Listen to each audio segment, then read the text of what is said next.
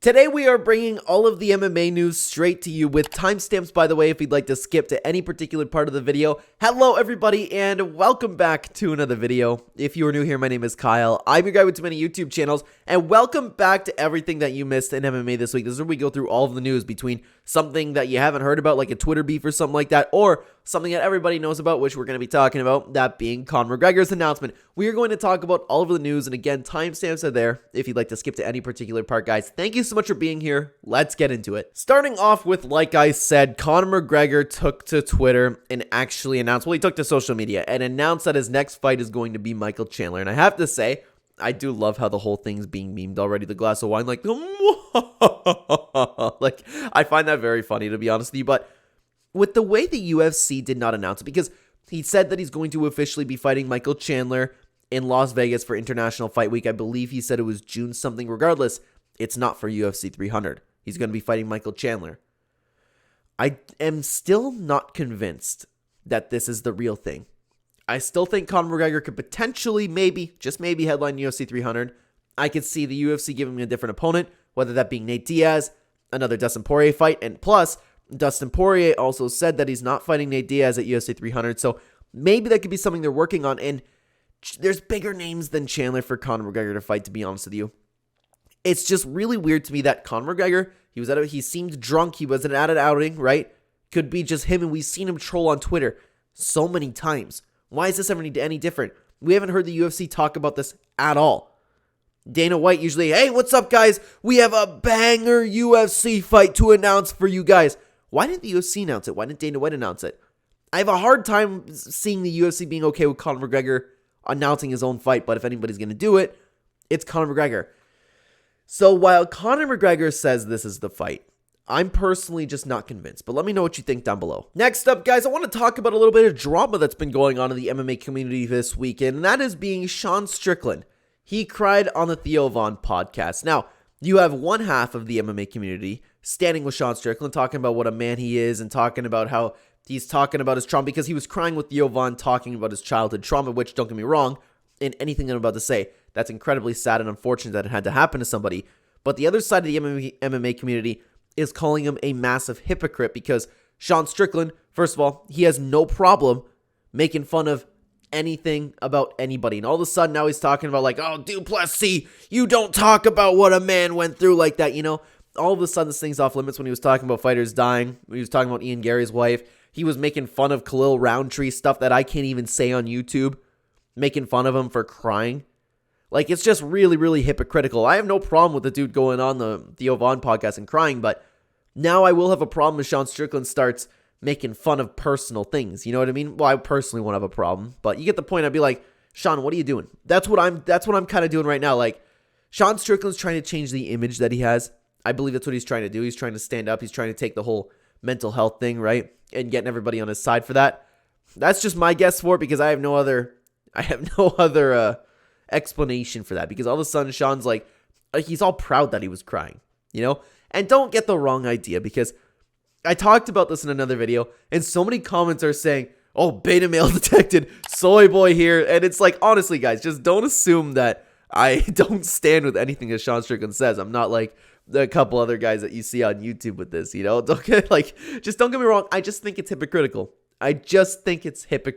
That's all. Next up, guys, I will show you a picture of Khamzat Chimaev, because this was trending a couple days ago, and that being Khamzat Chimaev being so sick after his last fight, and oh my god, is this look like the real deal?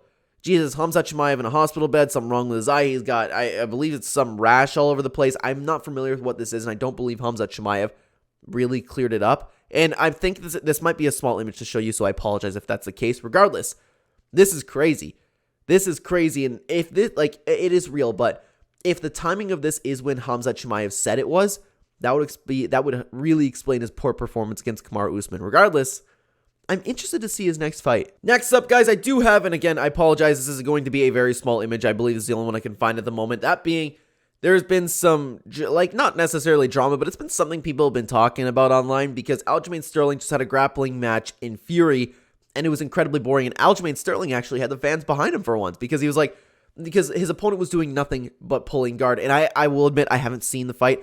I was very disappointed, by the way, because I was so excited for something MMA related to be on, and I enjoy watching grappling on my own time, truthfully. So I love watching Fury. I've watched past events, but I missed this one. I ended up being busy. I wasn't able to sit down and watch it, and Aljamain Sterling ended up fighting, and there was a really boring performance because his opponent was just laying on his back. And Aljamain Sterling, shockingly, the grappler that he is, the kind of boring grappler he is, he's like, you don't let a man drag around you by the foot, and the crowd is like going crazy for him. So it's interesting.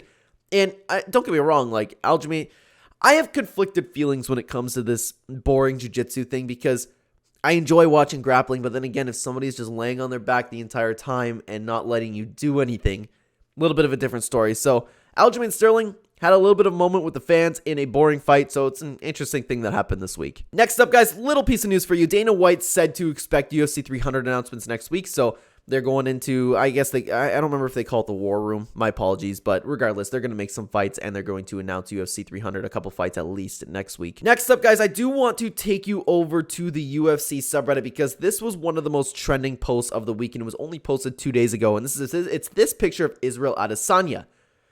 Obviously, this dude looks massive, and everybody's accusing him of using PEDs. I don't think he's above that. I think it's very possible, especially with his gyno, that this is the case, but I am a little bit iffy on this photo because of the angle and maybe the way the camera was taking it. I don't know. His legs look really odd to me. So I wouldn't be shocked if that was really the way it made his arms look a little bit different too. So I'm not ready to jump on Israel Adesanya right now and accuse this guy of cheating. Could he? Yeah. I mean, I wouldn't put it past him. I wouldn't put it past his camp, to be honest with you. But I'm just like, kind of wait for this photo. A lot of people are also talking about how he could be fighting Alex Pereira with this, especially getting bigger and bigger, but this is just one photo, so I don't know what to think about it at the moment, but this is something that the MMA community has been talking about. All right, guys, getting towards the end of the video here, we have Tom Aspinall. He has been going crazy on Twitter. I'm not going to read any tweets that we have for you right now, but Tom Aspinall does seem very frustrated because he's been tweeting, replying to fans, all this stuff about Stipe Miocic not deserving a title fight, and he should be the one fighting Jon Jones, and I completely agree with him. I don't want to see Stipe Miocic fight Jon Jones. That's going to be a horrible fight. Stipe's going to come in there looking worse than he did against Francis Ngannou. Stipe's not ready to fight, man. Stipe's old now. He has no business being in a title fight. Tom Aspinall versus Jon Jones, on the other hand, it's the right fight to make, and I don't know who's going to win that fight. That's going to be the best part about it, but we're not going to see that fight. Jon Jones is going to beat Stipe. Jon Jones is going to retire, walk off in the sunset, and then you're going to be left with Tom Aspinall getting promoted to the heavyweight champion after not really beating anybody for the belt.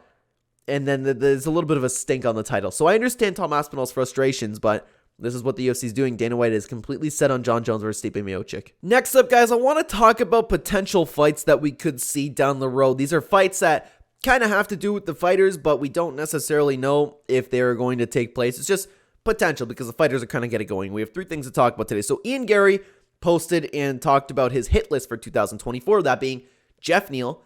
Then he either wants to fight Colby Covington or Sean Strickland, which is very interesting. So Ian Gary, I could very well see him fighting Colby Covington because Colby's been open to that. I don't know about Sean Strickland, though. So another fight that is definitely not happening, or according to Dustin Poirier replied to a fan and said that he is not fighting Nate Diaz at UFC 300. It's a fight that everybody wanted to see. Dustin Poirier said it's not happening. And finally, we have Josh Emmett calling out Max Holloway, wants a number one contenders fight. He wants to get to the title. That's a fresh matchup I can see the UFC actually making. And finally, guys, we have all of the fight announcements for you this week, and there's only 3 of them.